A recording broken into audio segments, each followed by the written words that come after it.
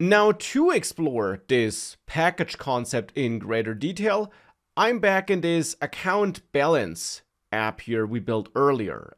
And attached you find my snapshot so that you can follow along even if you skipped the previous section. So here in this demo application, we already got quite a bit of code in that file.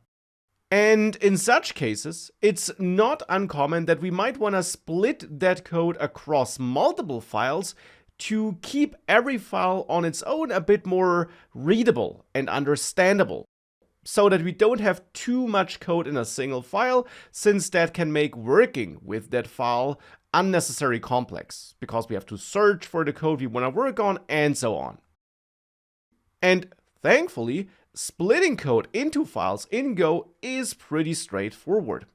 For example, here in this app, we could start by putting this code here, where we greet the user and show them their options, by putting that into a separate function, and then as a next step into a separate file. But let's start with a function.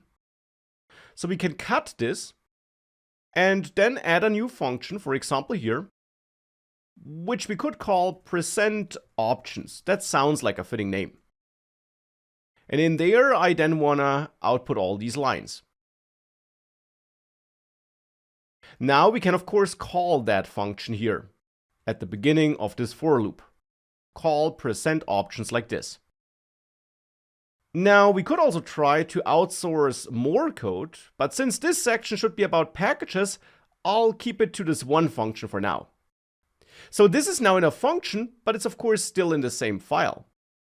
But what you can now do is cut that function from this one single file, this one single Go file I have right now, and add another file, which could be called communication.go. So another Go file.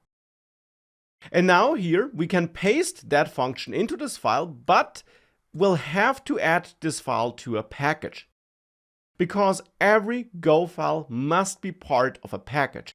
That's how the different files are then linked together behind the scenes by the Go compiler. So we also must add such a package instruction here. And the really nice thing we can do here is that we can now add this file to the same main package we used in the other file. So we can set this to package main here.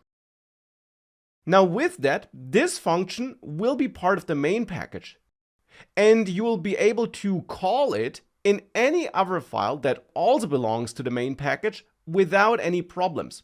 So in BankGo, we can still call present options here without any issues, without adding an import or anything like that, because present options belongs to the same package.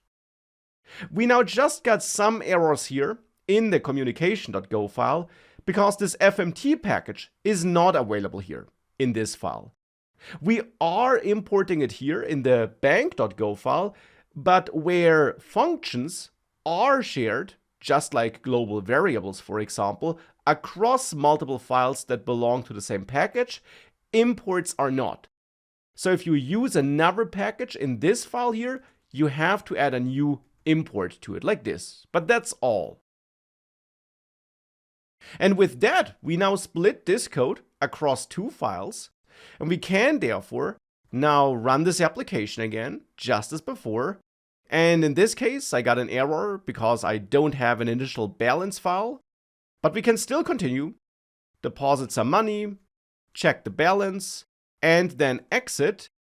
And that all works just as before, even though we split the code across multiple files, because both files belong to the same main package.